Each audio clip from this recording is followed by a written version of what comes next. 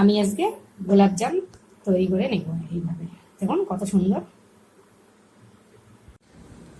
আমি আজকে গুঁড়ো দুধ আর গমের আটা দিয়ে বানাবো গোলাপজাম মিষ্টি। নিয়ে নেব 1 বাটি গুঁড়ো দুধ,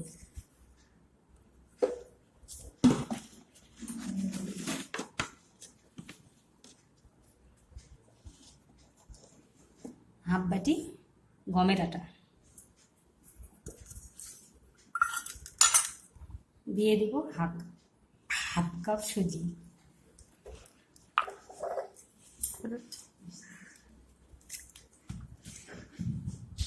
দিয়ে দেব 2 চামচ ঘি,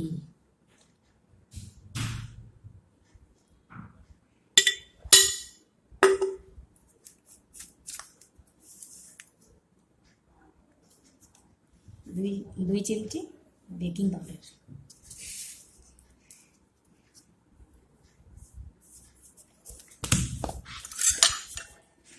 এটাকে আমি মেখে নেব।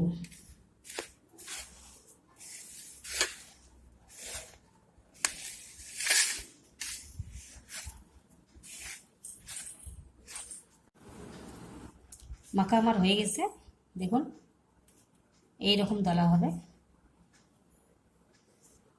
এবার আমি অল্প অল্প জল দিয়ে মেখে নেব।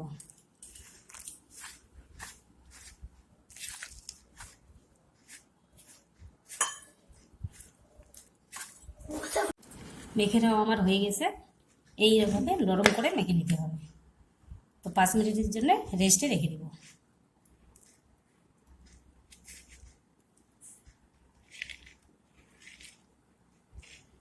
গোলাপজামের জন্য আমি মিষ্টির শিরাটা তৈরি করে নেব। দিয়ে দেব 1.5 বাটি চিনি,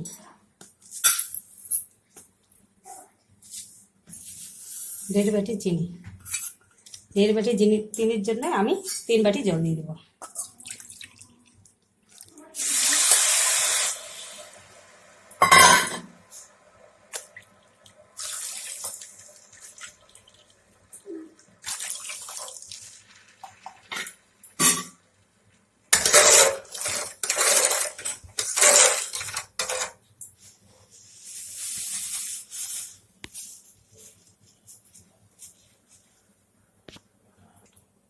দিয়ে দেবো আমি ফেটে রাখা এলাচ 3টে।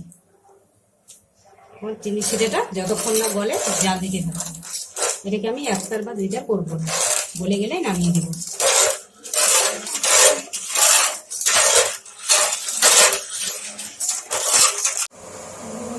চিনিটা গলে গেছে, শিরাটা তৈরি হয়ে গেল, বলক এসে গেছে। এখন আমি গ্যাস বন্ধ করে রেখে দেব। হাতে নিয়ে নিয়েছি ঘি। এইবার আমি গোলাপজামটা বানিয়ে নেব।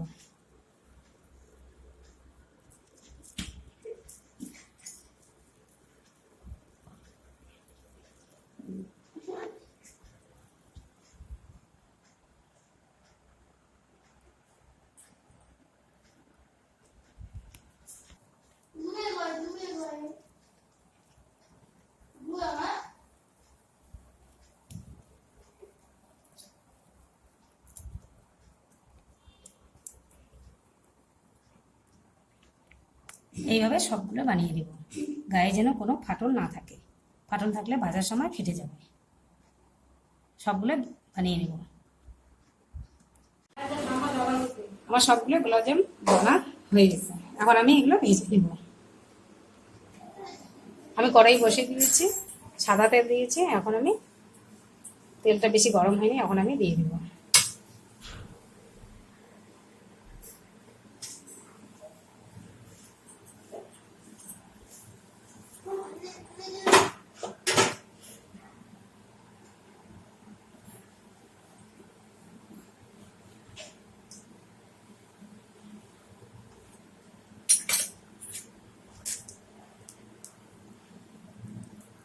দেখুন তেলটা হালকা ফুটে উঠেছে।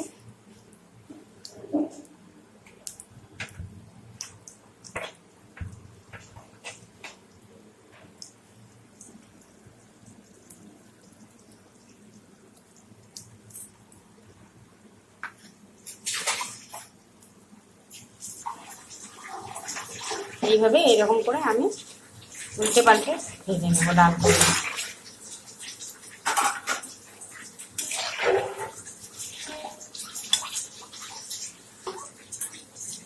দেখুন আমার ভাজা হয়ে গেছে, এখন আমি নামিয়ে নেব।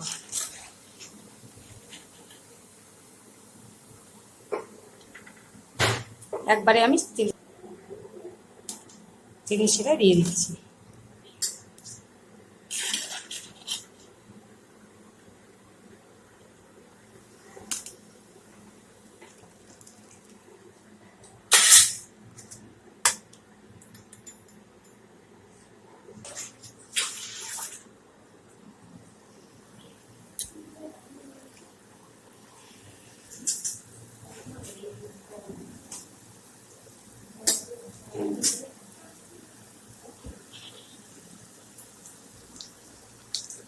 এইভাবে আমি সবগুলো ভেজে নেব। সবগুলো ভাজা হয়ে গেছে, আমি এখন চিনি শিরা সবগুলোকে দিয়ে দিয়েছি। এখন আমি 1 ঘন্টার জন্য রেখে দেব। 1 ঘন্টা পরে আসছি। গোলাপজাম। আমার রেসিপিটি যদি আপনাদের ভালো লেগে থাকে প্লিজ প্লিজ সাবস্ক্রাইব করবেন, শেয়ার করবেন, কমেন্ট করবেন। গোলাপজামগুলো আমার তৈরি হয়ে গেছে। দেখুন কত বড় বড় হয়েছে। একটা আমাদের কেটে দেখাচ্ছি।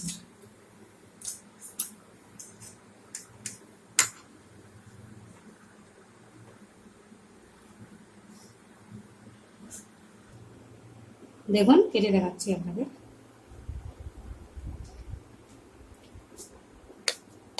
দেখুন কত সুন্দর হয়েছে। দেখুন